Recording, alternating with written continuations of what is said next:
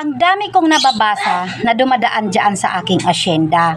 Na ang sabi nila, ang dami naman daw na nilang sinalihang groups, ang dami na nilang nasalihang team, pero bakit ganon? Mababa pa rin ang kanilang performance. Namumula pa rin ang kanilang dashboard, mabababa pa rin ang engagement. Mga kabisdak, gusto ko lang sabihin sa inyo na ang wala pong ibang makakatulong sa atin kundi po ang ating mga sarili.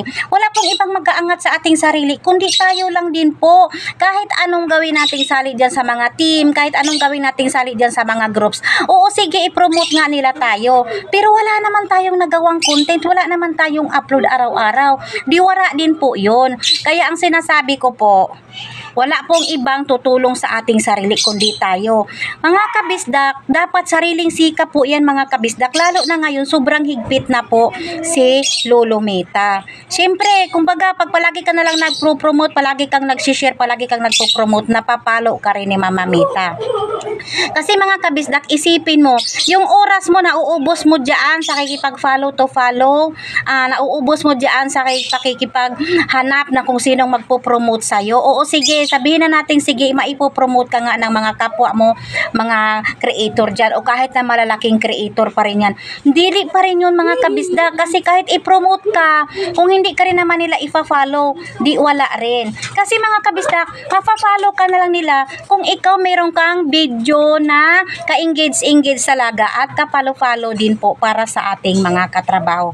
So ito lang po mga kabisdak ang palagi po nating tatandaan. Dito po sa mundo, sa Meta World, wala pong ibang mag-aangat sa ating sarili kundi ang ating sarili din po. So paano po ba natin gawin yon? Syempre, kailangan nating makagawa ng content na naka-engage po para sa iba.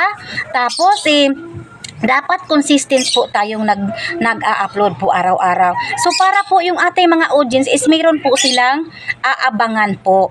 May aabangan po sila sa atin. So iyon lang, wag po natin iasa yung ating mga sarili sa ibang mga creator na ipopromote po tayo. Wala pong ganun mga kabisdak.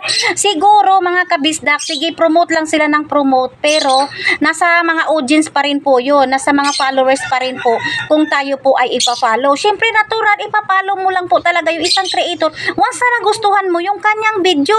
Kahit naman po ako, ba't naman po ako magpa-follow kung hindi ko naman gusto yung kanyang video, diba? Syempre hindi po. Kaya nga po dapat talaga mag-iiwan po tayo ng video na very nakakapalo-palo po, tapos napaka-engage po para po sa ating mga audience. So ayan lang po yung ating tandaan na kailangan po magsariling sikap po talaga tayo dito. Sarili po natin yung ating aasahan at hindi po yung iba